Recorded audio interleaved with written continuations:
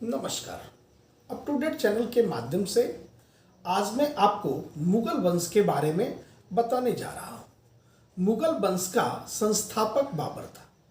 बाबर ने मुगल वंश की स्थापना के साथ ही पद पादशाही की स्थापना की, जिसके तहत शासक को बादशाह कहा जाता था।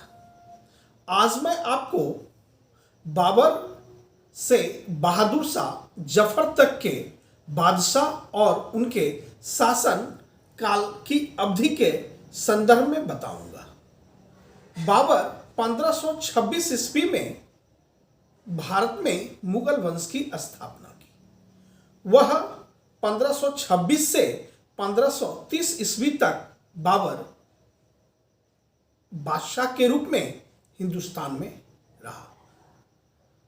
फिर बाबर की मृत्यु के बाद बाबर का पुत्र हुमायूं, जिसका पूरा नाम नसरुद्दीन हुमायूं था, वह 1530 से 1556 ईस्वी तक बादशाह रहा। यूं तो बीच में शेरशाह सूरी साम्राज्य का 1540 से 1556 के बीच यदा कदा हुमायूं को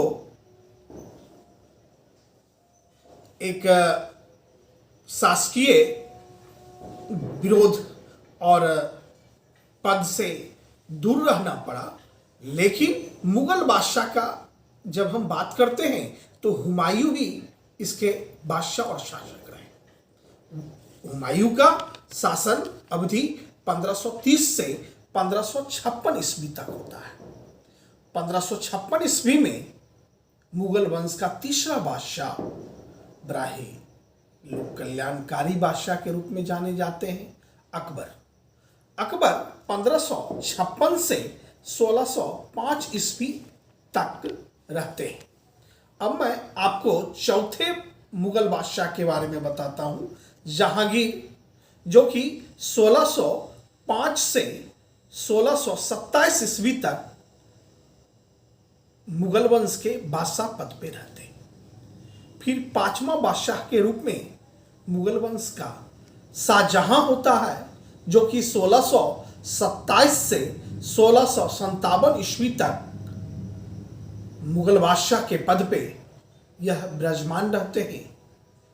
फिर इनके पुत्र औरंगजेब, जो कि 1658 से अपने मृत्यु पर्यंत 1707 ईस्वी तक वह मुगल बादशाह के पद पे रहते हैं।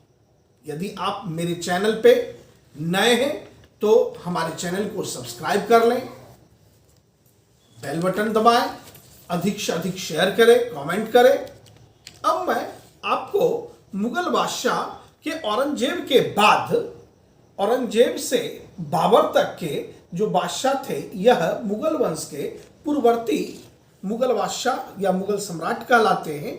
और औरंगजेब के बाद से जो मुगल बादशाह पद धारण करते हैं, वह उत्तरकालीन मुगल सम्राट या बादशाह कहलाते हैं। अब मैं आपको बहादुर शाह के बारे में बताता हूं, जो कि 1707 से 1712 ईस्वी तक मुगल बादशाह के रूप में शासन को संभाला।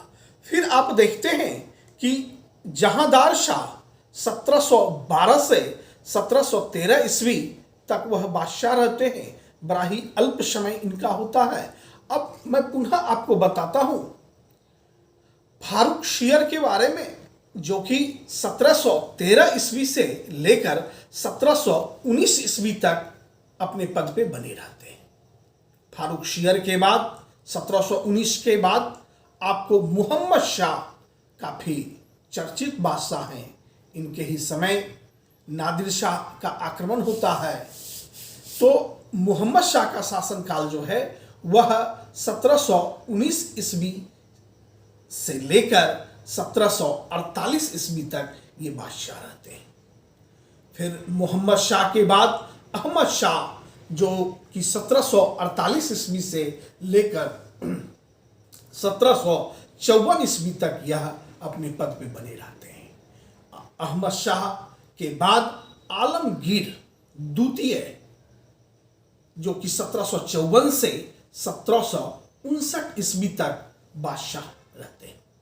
फिर आप देखते हैं कि शाह आलम द्वितीय 1759 से 1806 ईस्वी तक मुगल बादशाह के रूप में यह अपने कार्य को संभालते हैं। फिर आप देखते हैं कि 1806 ईस्वी में अकबर द्वितीय जो कि 1837 ईस्वी तक मुगल बादशाह के रूप में शासन करते हैं। फिर अंतिम मुगल बादशाह बहादुर शाह जफर या बहादुर शाह द्वितीय आप कहें, यह 1837 से 1857 ईस्वी तक अपने पद पे रहते हैं, जिन्हें 1857 की क्रांति में रंगून में इनकी मृत्यु होती है और मुगल वंश का समाप्ति यहाँ से हो जाता है। 1526 से लेकर 1857 के बीच में आपने जो मुगल बादशाहों का क्रम देखा, इन क्रमों को आपको याद करना है ध्यानपूर्वक, ताकि अगले वीडियो में जब मैं आपको मुगल बादशाह से जुड़े कार्य, स्थापत्य कला, चित्रकला, इनकी शासन व्यवस्था, इनके समय में जो विशेष प्रकार के भिन्न भिन्न तरह के कार्य हुए, उनसे जुड़े वीडियो को मैं जब डालूंगा तो आप भली भांति समझ सकेंगे कि अमुक बादशाह का जो शासन काल है उस शासन काल में क्या क्या हुआ। तो इन्हीं शब्दों के साथ आप हमारे चैनल पे बने रहें। आगामी वीडियो जब आता है तो आप देखें। जय हिंद, जय भारत।